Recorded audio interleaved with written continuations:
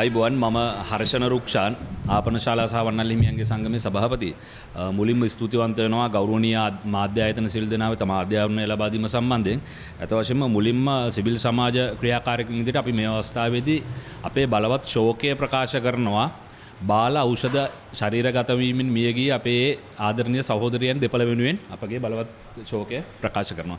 අත වශයෙන්ම සිවිල් සමාජ ක්‍රියාකාරකයන් අද මේ එක තැනකට ඇවිල්ලා ඉන්න හේතුව තමයි 2024 ජනවාරි 24 වෙනිදා දාපු නඩුවකට සියලුම දෙනාද ගියා කොටි උසාවියට. ඒ තමයි බාල බෙහෙත් ඖෂධ මාෆියාවේ පියාවන කෙහෙලිය රඹුක් කැල්ලේට විරුද්ධව කරපු නිහඬ උද්ඝෝෂණයකට වෙනුවෙන් දාපු නඩුවකට. ඉතින් ඒ නඩුව නිදොස් කොට නිදහස් වෙච්ච අවස්ථාවක ඉතා ශෝචනීය කරුණක් තව හෙළි වෙනවා අපිට. ඒ තමයි වසරකට ආසන්න කාලයක් අධ්‍යක්ෂකවරයෙක් නොමැතිව ජාතික රෝහලේ අධ්‍යක්ෂකවරයෙක් නොමැතිව නියෝජ්‍ය අධ්‍යක්ෂක තනතුරේ හිඳගෙන ඒ අධ්‍යක්ෂකගේ වැඩ කටයුතු කරපු වෛද්‍ය රුක්ෂාන් බෙල්ලන මහතාට අද ආණ්ඩුවෙන් එල්ල කරලා තිනවා හරි කැත නින්දිත ප්‍රහාරයක්. ඒක තමයි එතුමා කරපු සේවය අගයනව වෙනුවට අද කරලා තිනවා එතුමා කරපු සේවයට වැඩ තහනමකට ලක් කළා. ඒකට හේ ආසන්නතම සිදුවීම විදියට අපි දකින්නේ හිටපු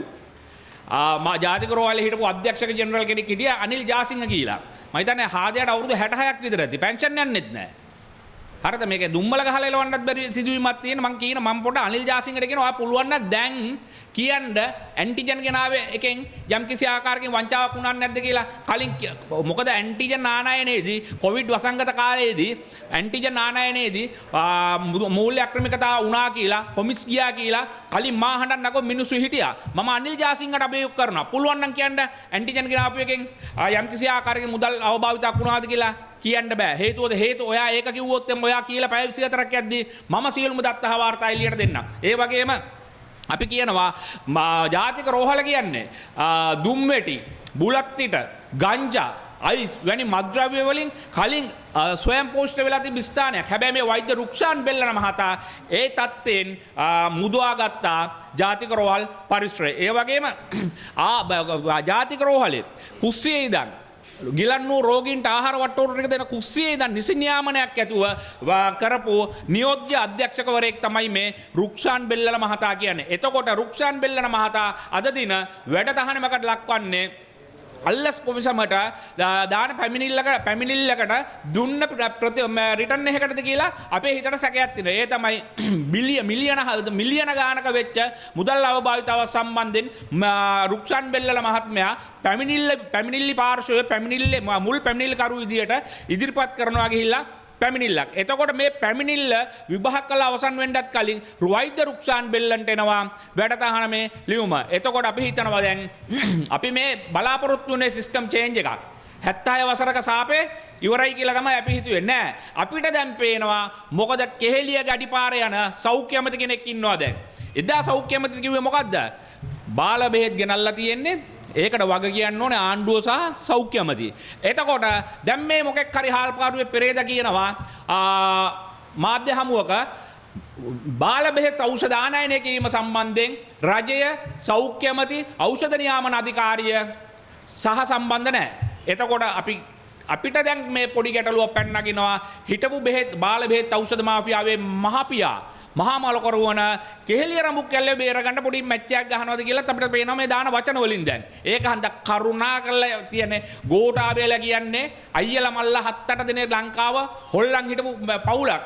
නැට්ට පස්ස පැත්ත ගාගෙන ගියේ. ඒකන්ද අපි කියන මේ ආණ්ඩුවත් අනවශ්‍ය සෙල්ලම් කරන්න ලෑස්ති වෙන්න එපා. ඕන වෙලේක අපි ළඟින්ද ලෑස්ති හිර කූඩු වල. හැබැයි සිවිල් සමාජ ක්‍රියාකාරකයන් සිවිල් ජනතාව වෙනුවෙන් පෙළ ගැහෙනවා කියන එක අපි කියනවා. මොකද ඔය ඖෂධ කියන්නේ සාමාන්‍යයෙන් කියන්නේ මරු පහරක් සහ දැන් අපිට කියන්න පුළුවන් මරුව සමග වාසය කියලා. මොකද පාචනය වමනය හැදිලෙන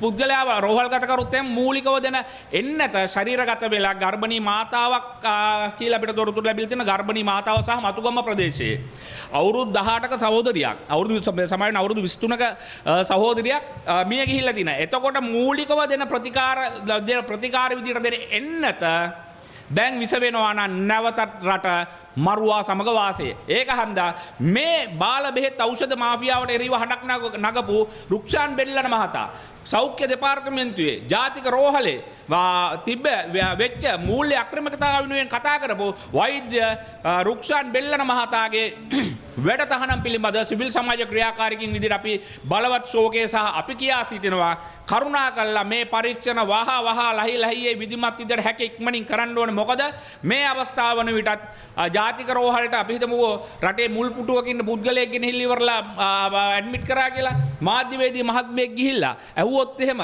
දැන් මේ ගෙනාපු පුද්ගලයාගේ මේ අමතුමාගේ උදාහරණ අමතුමාගේ තත්ත්වය කොහොමද කියලා ඇහුවොත් එහෙම උත්තර දෙන්න වෙන්නේ දැන් ඇටෙන්ඩන්ට් කෙනෙකුට අධ්‍යක්ෂක කෙනෙකුත් නැහැ. නියෝජ්‍ය අධ්‍යක්ෂක කෙනෙකුත් නැහැ.